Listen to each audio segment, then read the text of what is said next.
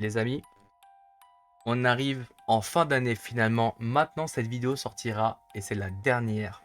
Je me suis trompé sur l'ancienne vidéo et j'ai une question à vous poser. Il vous est déjà arrivé qu'un ami vous parle et vous dit «Hey, je te jure, je t'ai croisé dans la rue» ou qu'on a vu votre sosie dans un endroit particulier? Dans ce cas, méfiez-vous. Ou vous-même, vous avez déjà croisé votre double maléfique, n'hésitez pas à me le dire en commentaire, mais je ne pense pas. En tout cas, sachez que si vous le voyez, c'est que vous êtes bientôt mort. Voilà.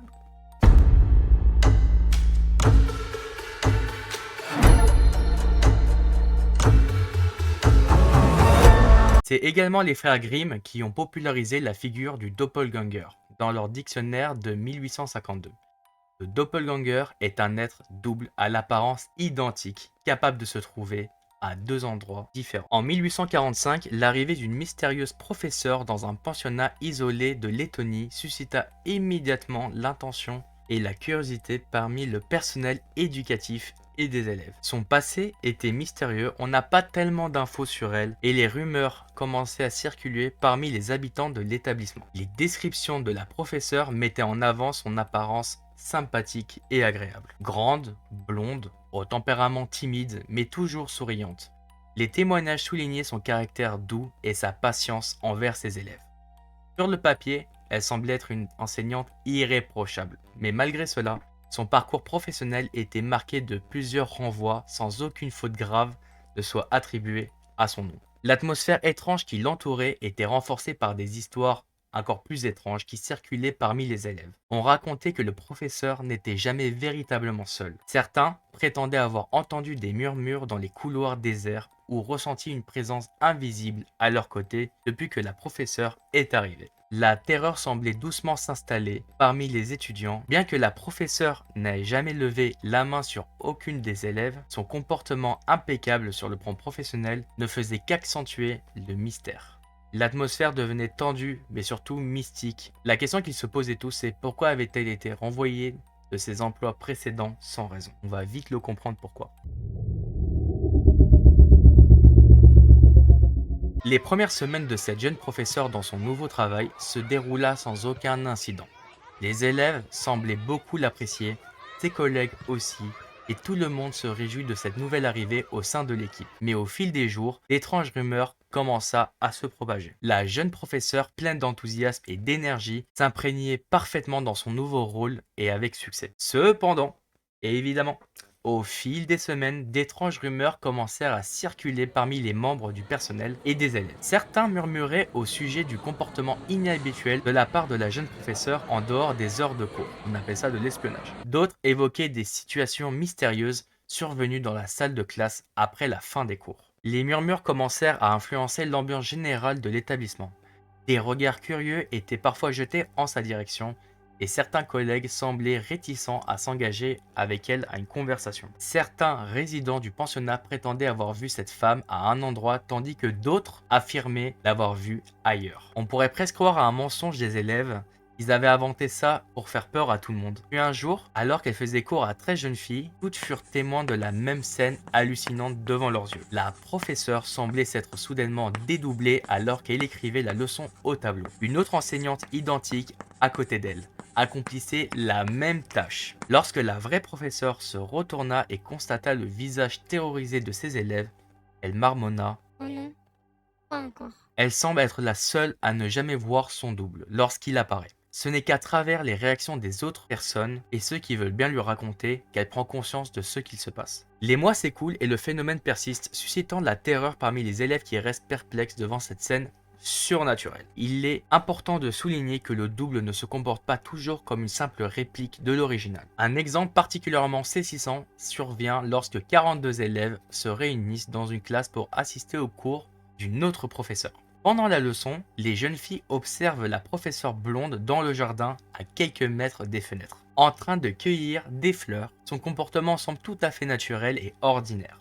Mais dès que leur professeur s'absenta de la salle de cours, le double de la professeure blonde surgit soudainement à l'intérieur de la classe, directement sur la chaise. Elles peuvent toujours voir l'autre version de la jeune femme toujours en pleine cueillette, mais ils remarquent que ses gestes sont devenus lourds, comme si elle était très fatiguée et qu'elle avait du mal à bouger. Pris d'un élan de courage, une jeune fille se leva et se dirigea lentement vers la silhouette assise au bureau du professeur en train de lire une fiche. S'approchant avec attention, elle fixa la silhouette avant de tenter de la toucher, éprouvant une grande surprise en constatant que cette version du professeur ne semblait pas du tout être solide.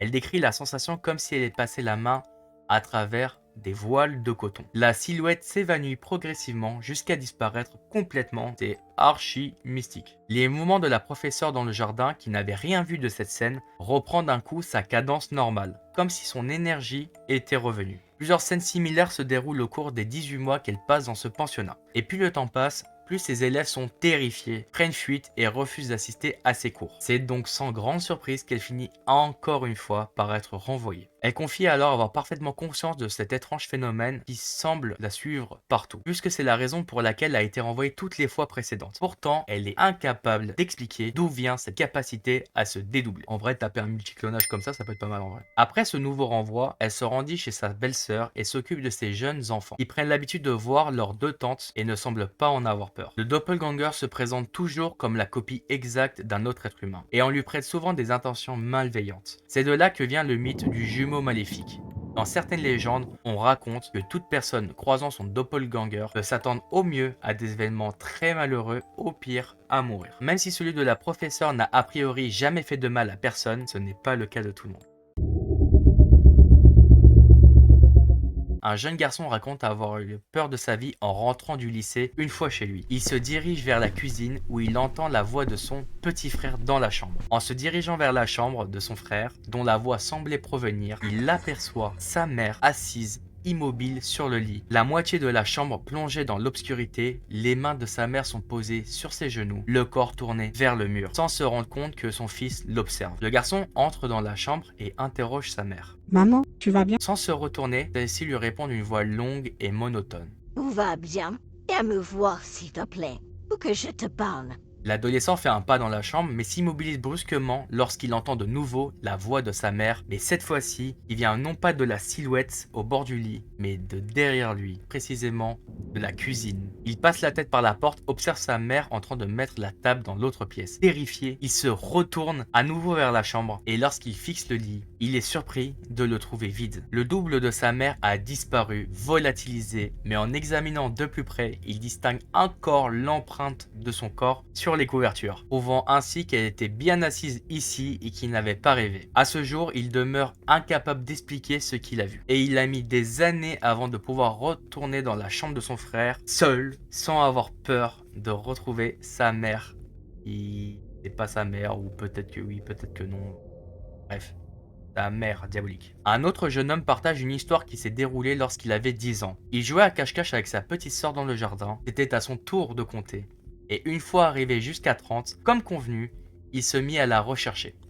Il fit le tour de toutes les cachettes habituelles, mais ne parvint pas à la trouver. Soudain, du coin de l'œil, il aperçut quelqu'un en hauteur. En levant les yeux, il découvrit sa sœur sur le toit du garage, accroupie et le regard fixe, ses yeux dénués d'expression. Il semblait complètement vide d'émotion. Le terrifiant à la fois par cette vision et par la crainte que la petite sœur puisse tomber du toit et se blesser, le garçon lui cria de descendre immédiatement. Mais la petite fille ne répondit pas.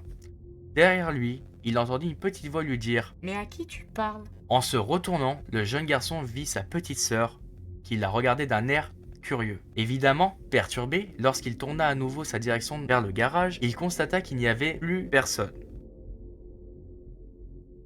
Vraiment la flemme de voir ça. Plusieurs personnages historiques ont témoigné de phénomènes similaires, dont le poète anglais Percy Bysshe Shelley, excusez-moi pour l'accent. Après que sa femme a fait une fausse couche potentiellement fatale, il confia avoir croisé son double à plusieurs reprises. L'un de ces rencontres eut lieu à la suite d'un cauchemar où il se noyait dans une terrible inondation. Un jour, alors qu'il se trouvait avec le double de sa femme sur la terrasse de sa maison, celle-ci lança énigmatiquement. Combien de temps tu penses pouvoir être satisfait? Peu de temps après cette rencontre, le poète se noya lors du naufrage du bateau à bord duquel il se trouvait. Les amis, c'est une fin d'histoire. Donc, si vous voyez un jour votre sosie, je sais pas, faites demi-tour, courez, je sais pas, faites quelque chose. Si ça vous a plu l'histoire, n'hésitez pas à liker, à partager, à commenter, mais surtout à vous abonner. Et on est parti pour toute l'année 2024. Ciao les gars!